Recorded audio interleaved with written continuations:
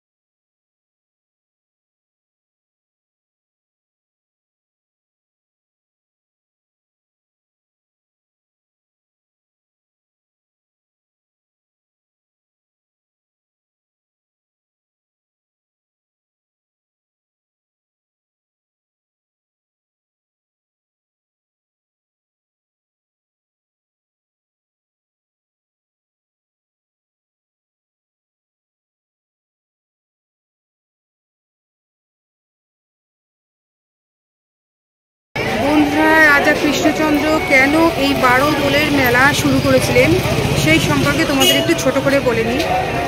তো রাজা কৃষ্ণচন্দ্র 2 ওয়াইফ ছিল, তার 2টো স্ত্রী ছিল, বড় রানী এবং ছোট রানী।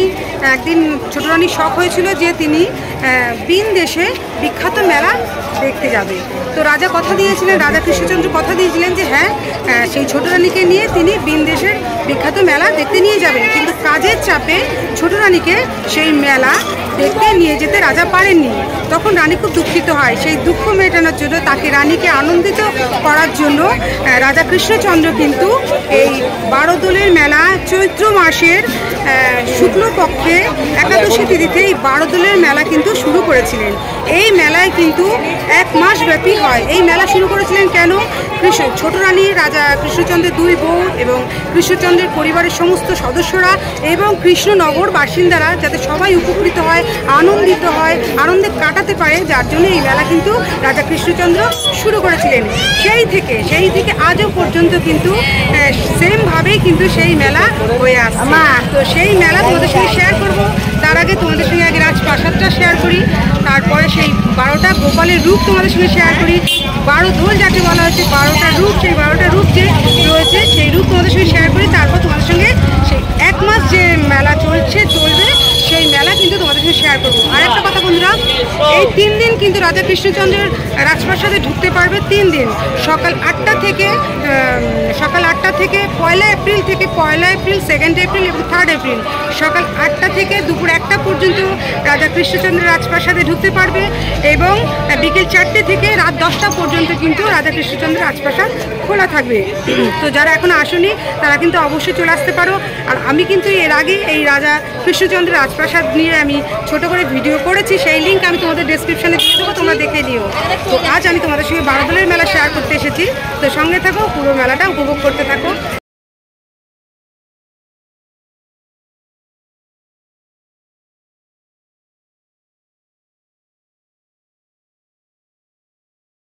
বন্ধুরা, এখানে কিন্তু রাজা কৃষ্ণচন্দ্রের 12টা কৃষ্ণমূর্তির যে 12 রূপের পুজো হতো, সেই 12টা রূপ কিন্তু এখানে রয়েছে। আর 3 দিন কিন্তু তিন বেশে কিন্তু এখানে গোপালের পুজো হয়। প্রথম দিন মানে আজকের দিন, মানে চৈত্র মাসের শুক্লপক্ষে একাদশীতে কিন্তু এই মেলা শুরু হয়।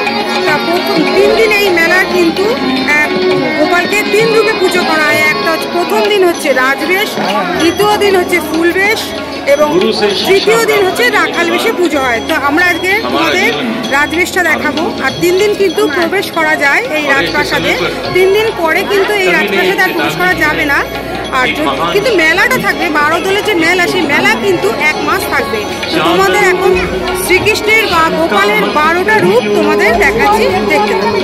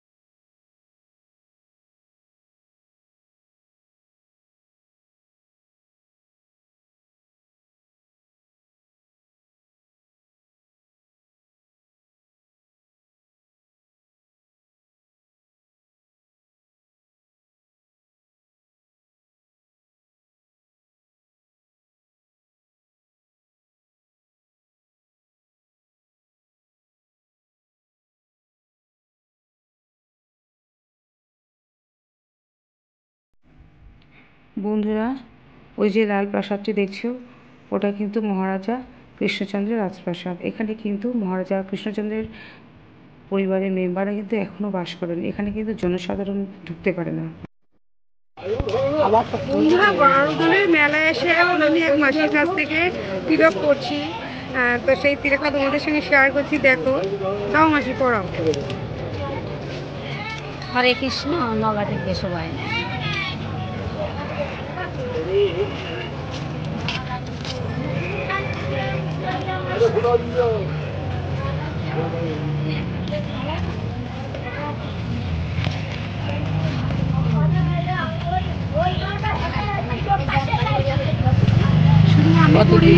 কেমন লাগছে আমাকে, আমার সঙ্গে যারা এসছে, আমার মা আর আমার ছেলে মেয়ে সবাই কিছু বলতে পারবে? এই যে এই রাজপ্রাসাদ সম্পর্কে, এই পুজো সম্পর্কে কিছু বলতে পারবে? একটু তাহলে শেয়ার করবো। বলো তো। এখানে রাজামশাইয়ের কৃষ্ণচন্দ্র রাজার মেন গৃহ দেবতা ছিলেন, জানো মা কি? কৃষ্ণ না, তাহলে নারুগোপাল না, উনি ছিলেন কি বলে, বিনগরে পুজো হয় না, ওটা বিনগরে পুজো হয়, ওটা মা চণ্ডীর। মা চণ্ডীর প্রতিষ্ঠান ছিলেন কৃষ্ণচন্দ্র রাজার গৃহ দেবতা। তারপরে মা চণ্ডী একদিন রাগ করে চলে গেছিলেন এক ব্যাধের আশ্রম। তারপরে অনেক ঘটনা আছে, তারপরে অনেক গন্ডগোল হয়েছে। ঠাকুর যখন চলে গিয়েছে, রাজামশাই কি আর ছেড়ে দিয়েছে? কিন্তু তাহলেও মা চণ্ডী আর ফেরত আসে। কিন্তু তারপরে মা দুর্গা রূপে ওনাকে গ্রহণ করলেন। দুর্গা, যে চণ্ডী সেই দুর্গা, তো দুর্গা রূপে পুজো হয়, দুর্গা রূপেই আছে। না, জগদ্ধাত্রী পুজো উনি করেছিলেন এবং দুর্গা পুজো করেছিলেন। চণ্ডী ছিলেন, চণ্ডী ঠাকুর সব থেকে, চণ্ডী মা চণ্ডী কৃষ্ণচন্দ্র রাজার গৃহ দেবতা ছিলেন। কিন্তু এই যে বারোদলের মেলাটা, এটা কেন বলতে পারবে? বারোদলের মেলা এটা একটা প্রতিষ্ঠানকে, গোপালের 12টা রূপের মেলা, তাই তো? 12টা রূপের মেলা। আর ছোট রানীকে, রাজা কৃষ্ণচন্দ্র ছোট রানীকে নিয়ে যেতে পারেনি বলে বিন্দেশের মেলায় তখন রাজা 1 মাসের জন্য এই মেলা শুরু করেছিলেন। এই রানীকে বুঝ দেওয়ার জন্য, রানীকে শান্ত করার জন্য। চৈত্র মাসে কি হয়েছিল জানো মা? ওই উলয়চণ্ডীর মেলায় যাবে বলে গোপাল ভাঁড়কে বলেছিল। মেলায় যাওয়া পছন্দ করতেন না রাজামশাই, কোনো মেলায় যাওয়া মেয়ে ছেলেকে পছন্দ করতেন না, সেটা গোপাল ভাঁড় বন্ধ করেছিল। তাইতেই ওনার তো মন খারাপ, রানীমার মন খারাপ, তাইতেই এই পুজোটার প্রতিষ্ঠান। ছায়া ফুলের কাটা, গোপাল ভাঁড় কায়দা করে ছায়া ফুলের কাটার সামনে এক হাঁটি বেঁধেছিল, পেছনে এক হাঁটি বললে চলেন গোপাল ভাঁড়, রানীমা চলেন। তখন বলছে, ও গোপাল তুই ও কি করেছিস? বলছে, মেলায় গেলে তো মা ঠেলা খেতে হয়, তাই আমি সামনেও এক ঝোড়া ছায়াকুলের কাটা বেঁধেছি, পেছনে। বলছে, ও গোপাল আমি আর যাবো না বাবা, তুই যা। মানে রাজামশাইকে তুই যদি এদিকে বলেছে, রাজামশাইকে তুই স্বীকার করাবে, বলছে আপনার কোনো ভয় নেই, আপনি খালি আলতা সিঁদুর করে রেডি হয়ে থাকবেন, আর আমিও এদিক দিয়ে গুছিয়ে গাছে। আচ্ছা, তুমি কোথা দিয়ে এসছো তোমরা? গোবিন্দপুর থেকে। আর তুমি মাসি এখানেই থাকো? তুমি কোথা দিয়ে এসেছো? একই জায়গায়। ও এ পাড়া ও পাড়া, দু পাড়ায় থাকি। আমি একজনকে দিই না। কোথা দিয়ে এসছো তোমরা? কোথা দিয়ে এসছো? কলকাতা থেকে। ও গঙ্গাসাগর দিয়ে এসেছো। আর তোমরা কলকাতা? এরা দুজন তোমার গঙ্গাসাগর দিয়ে, এরা দুজন কলকাতা দিয়ে। তা তোমরা কি এখানে প্রত্যেক বছরই আসো? 1 মাস থাকবে?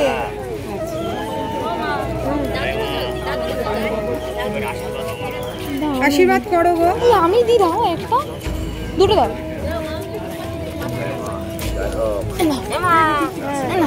ওই যে দিচ্ছে মা।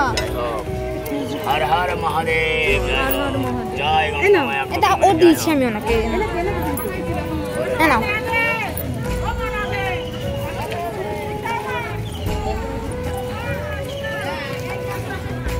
এখন চলে এসেছি মেলায়। মেলার প্রাঙ্গণে চলে এসেছি। পুরো মেলাটা তোমাদের সঙ্গে এবার দেখাবো। এখানে কিন্তু 200 থেকে 250টার বেশি এখানে কিন্তু দোকান বসে। সব রকম দোকান মিলিয়েই বলছি, কিন্তু এখানে 200টার বেশি, 200 থেকে 250টার বেশি কিন্তু দোকান বসে। তো দোকানগুলো হচ্ছে তোমার ফুচকার দোকান, তোমার জিলিপির দোকান, কানের দুল হার, মাটির পুতুল, মাটির জিনিসের দোকান, হাত পাখার দোকান, সমস্ত দোকান নিয়ে কিন্তু এখানে তোমার 200 থেকে 250টার বেশি দোকান বসে। সেটা আমি তোমাদের শেয়ার করছি। আর বন্ধুরা, এই যে দুধারে দেখতে পাচ্ছ না, রাজপ্রাসাদের প্রাঙ্গণে দুই ধারে ভিখারিদের লাইন দিয়ে তারা বসে আছেন। এটা কিন্তু রাজা কৃষ্ণচন্দ্র, ভিখারি বলতে আমি দরিদ্র গরিব মানুষদের বোঝাচ্ছি, এটা কিন্তু রাজা কৃষ্ণচন্দ্রের আমল থেকেই কিন্তু এটা চলছে। কারণ রাজা কৃষ্ণচন্দ্র কিন্তু খুব গরিবদের দান করতে ভালোবাসতেন, যার জন্য তার এই বারোদলের মেলার সময় কিন্তু ভিখারিরা লাইন দিয়ে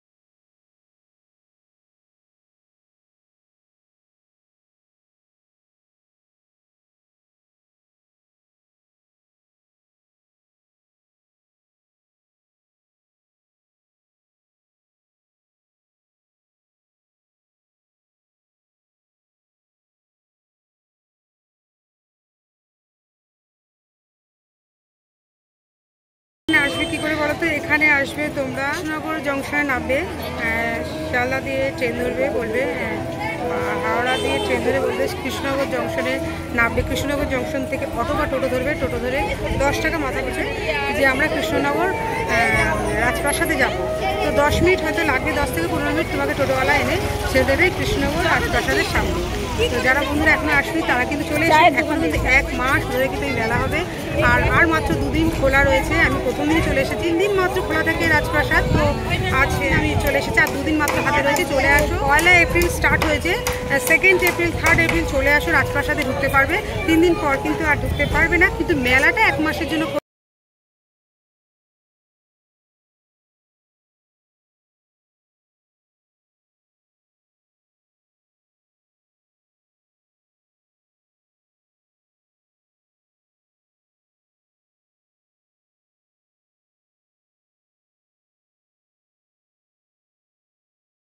যাচ্ছি বাড়ি। তো আজকের ব্লগটা যদি তোমাদের ভালো লাগে তাহলে অবশ্যই লাইক কমেন্ট শেয়ার করো। নতুন বন্ধুরা যারা এখনো সাবস্ক্রাইব করি তারা প্লিজ আমার চ্যানেলকে সাবস্ক্রাইব করে পাশের বেল আইকনটা ক্লিক করতে ভুলো না। আমি অন্য দিনের মনে করো ব্লগের সাথে। তো আজকে আমি বিদায় নিচ্ছি। সবাই সুস্থ থাকো, ভালো থাকো, আনন্দে কাটা, টাটা।